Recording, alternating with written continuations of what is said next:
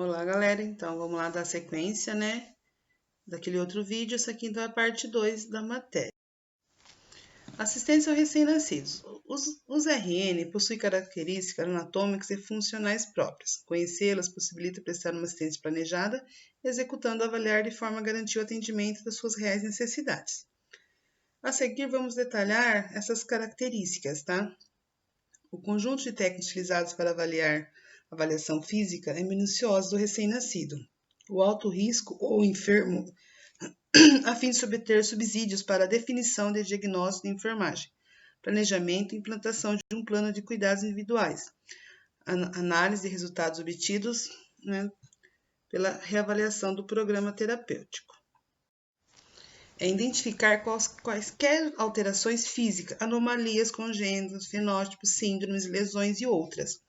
Evidência de estresse ou trauma, anormalidades clínicas, hemodinâmica, através de técnica de inspeção, palpação, percussão e ausculta.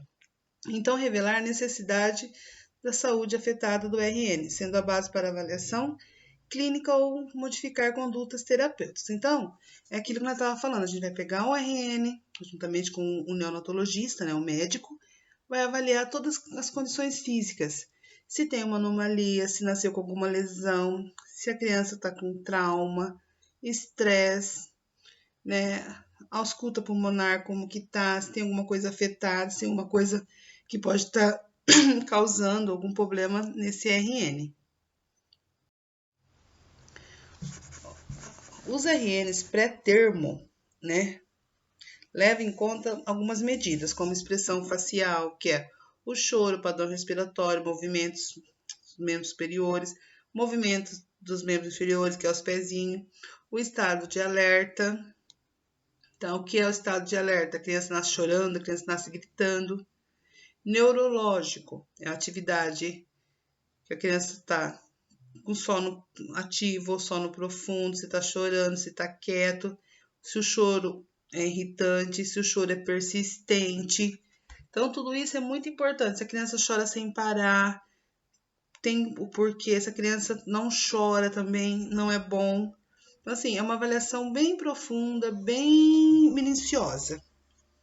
O tônus é a força muscular e postura, né? Se a criança tem movimentos nas pernas, movimentos nos braços.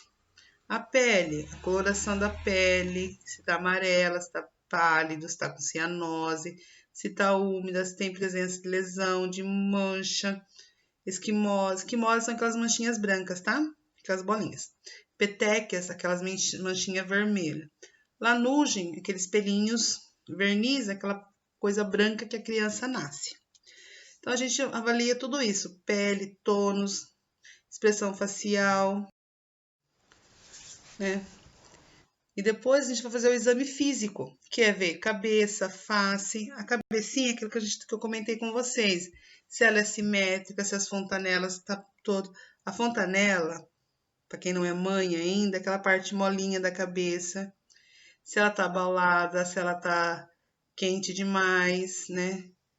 As suturas, é cavalgamento. O que é isso? Quando a criança nasce, principalmente em parto normal, a cabecinha nasce achatada. Conforme vai passando as horas, o cabecinha vai ficando mais arredondado. Então, isso a gente tem que observar. Se a criança tem a cabecinha mais comprida. Então, assim, a simetria. Então, a gente tem que observar cada detalhe da cabeça. A face também, a mucosa, a cor.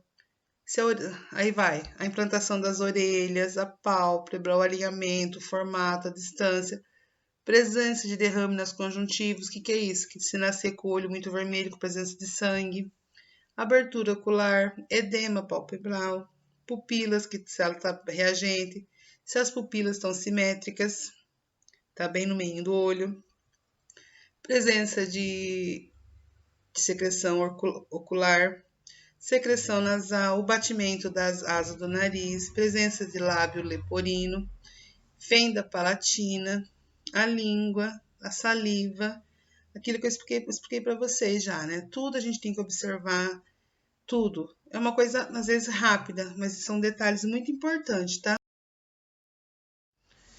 Ainda continuamos, a gente tem o pescoço, o formato do pescoço. Se a criança nasceu com gânglio, se a criança nasceu com, com traqueostomia, tem criança que nasce com buraquinho, então, que é chamado de traqueostomia. Aí a gente observa o tórax, né, e pulmões, que é o formato, o mamilo. Se o tórax está se expandindo bem, se há presença de desconforto respiratório, se a criança está gemendo, se está com ruído, que são roncos, sibilos, estertores, tudo isso. Quando a criança faz aquele miadinho de gato, sabe? São sibilos. Pode significar que ela tem água no pulmão, né? Então você vê que a escuta pulmonar é muito importante. O coração, observar os batimentos, observar se tem som de bolhas, observar os pulsos, se o pulso está bem cheio, se a gente consegue sentir o pulso dele batendo rápido. Lembra que eu falei para vocês que o coração, se a circulação não está perfeita, as crianças podem ter a unha roxa? Por isso que é importante observar a coloração das mãos, pés, lábios. Observar se a criança está com batimento normal, que é 120, 140, normal deles. Então, tudo isso é muito importante.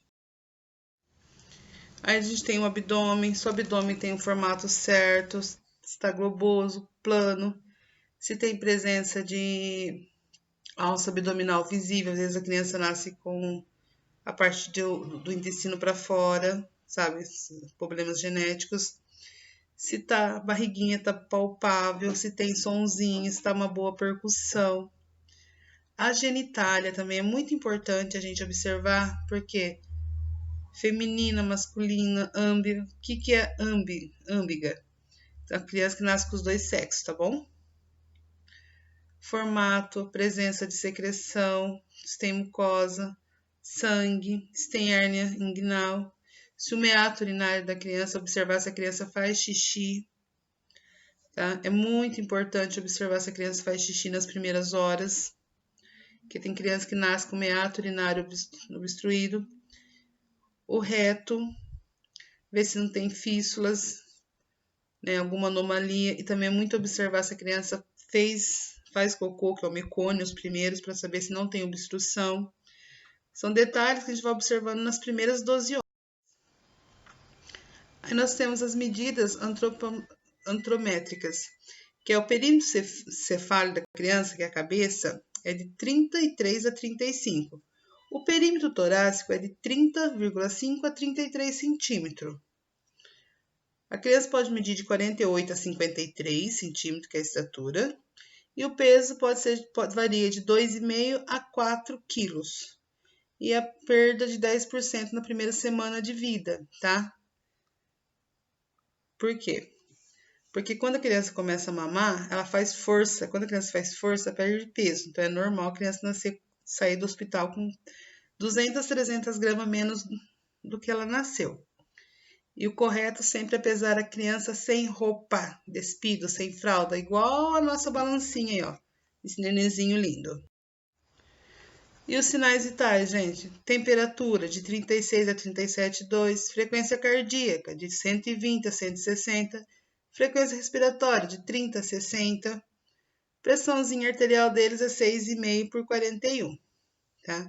Então, todos esses sinais é o normal de uma criança. Se a frequência cardíaca tiver mais que 160 ou muito menos que 120, pode significar algum probleminha cardíaco.